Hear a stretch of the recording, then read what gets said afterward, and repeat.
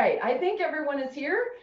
So we will go ahead and get started. It's exactly 7 o'clock on Monday. Welcome, everybody. Super excited to have you guys here. And this class tonight is our More SugarBusters class. What we're going to do is we're going to do SugarBusters, and several of you guys have done SugarBusters already, and some are new. We're going to take the concepts of that workout, and the whole idea behind SugarBusters is twofold. We're going to use the muscles in the body that really maximize moving sugar and burning sugar, which are our lats in the back. And we're going to combine being able to get that sugar out of the body by really working the lymphatic system as well. So that was the original premises of SugarBusters.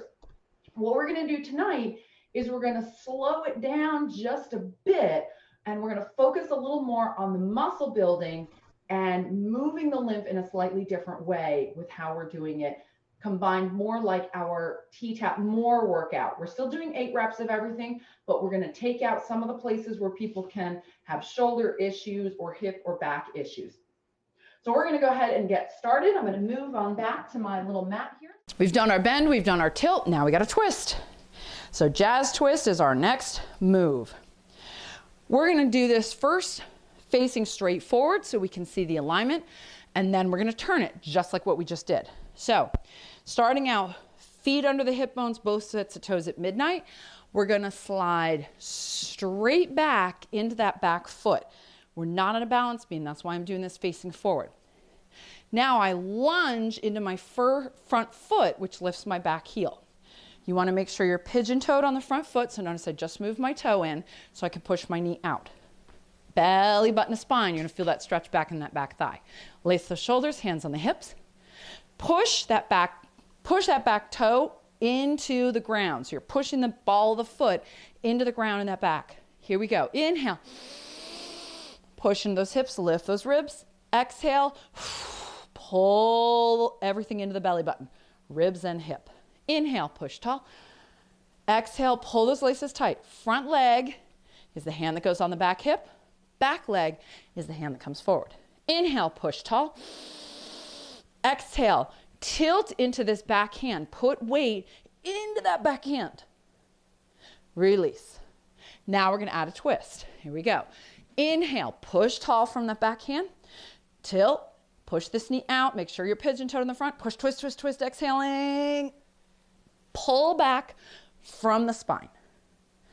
Good job. From here, we're going to do 4. Inhale, push tall. Slight tilt. Exhale, pulse. 2, 3, 4. Now we're going to switch feet. Step forward with the back one. Step back with the front one. Pigeon toe that front foot. Belly button spine. Lunge into the front foot, lifting the back heel. Lace those shoulders, hands on the hips. Inhale, push tall. Exhale, ribs, hip toward the belly button.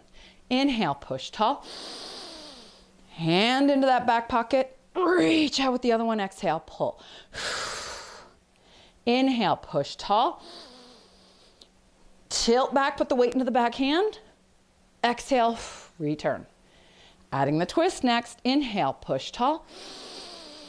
Tilt back. Exhale, twist. And pull. Here we go. We're doing 4. Bend that knee. Inhale, push tall. Tilt slightly. Exhale, pulse. 2, 3, 4. Return. Good job. Bringing those feet back to our plie position, we're doing a turning move now, and we're stepping from foot to foot.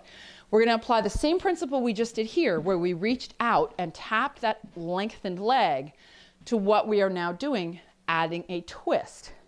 The easiest place to do this from is right here. So we're going to do it first, just the legs. Tailbone under, hands on those hips, ribs tall.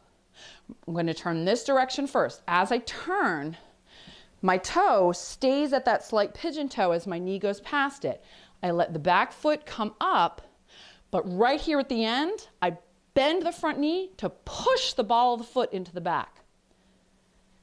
Other side, we're going to turn all the way towards the back foot, setting it down on an angle, and pulse, tuck. Now let's speed that up for 4. Here we go. Turn 1, 1. Turn 2, 2. Turn 3, 3. Last one, 4. Now we have to add the arms. Stay where you are. Tuck that tailbone. Remember, front knee, back hand, back leg, straight hand. Now you're going to turn over the straight shoulder and bring that hand to your hip. Here we go. Turn straight, other side. Turn straight. Now add a tilt to get that extra lymph. Here we go. Turn, tilt. Turn, tilt. Now let's speed it up for all 4. 1, 1, 2, 2, 3. One more. 4. We did it. Grab some water. I have a question. Sure, go for it. For some reason tonight, I was wondering, what does the clapping out and the kicking and the lifting do? That's all lymphatic. Okay. That's all lymphatic. So when you clap here, I'll give you a quick side view so you can see it. So when you clap here, again, remember the clap is supposed to lift the ribs. The percussion of the clap in the front that moves the lymph out of the hands and up the arms to begin with. And then this is a pumping action. The kicking, part of why I'm really emphasizing to tuck and hold this tight and relax the legs, because that relaxing of the kicking starts to shake the lymph in the legs. And then the lifting is the pumping action. So that's the other piece of it, is just like in your regular hoedowns, when you lift the knee, that's a pumping action, especially right through the groin. When we talk about that string from belly button to your knee that pulls up, that activates right through here. So that's going to pump the lymph at the groin in particular. So it's always felt really good and felt like, oh, what a relief, we get to clap. But then I thought there must be soreness. I wanted to know what the physiological benefit of it was.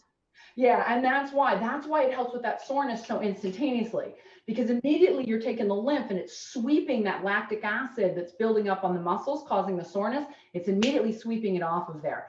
But that's why in our more lymphatic workouts like this one, like Energy Camp, I put in all these extra clap and kickouts, is because that's to help move lymph. And especially because tonight we were focusing less on like the pumping of the plie action, we had to have extras in between so that the lymph would move. So you sure caught me by surprise with the arms out with the hoedowns. Yeah, I haven't done that one in ages. I think I did it during one of the arms or shoulders ones as one of the Facebook Lives like months ago. And I remembered it tonight and I thought it's perfect, especially in a more situation where lifting the knee and holding that balance can be a lot harder, but you still get so much cardio with those arms way out here on the jazz hands. Yeah, it felt good. So, thank you. Awesome workout, you guys. Any other questions?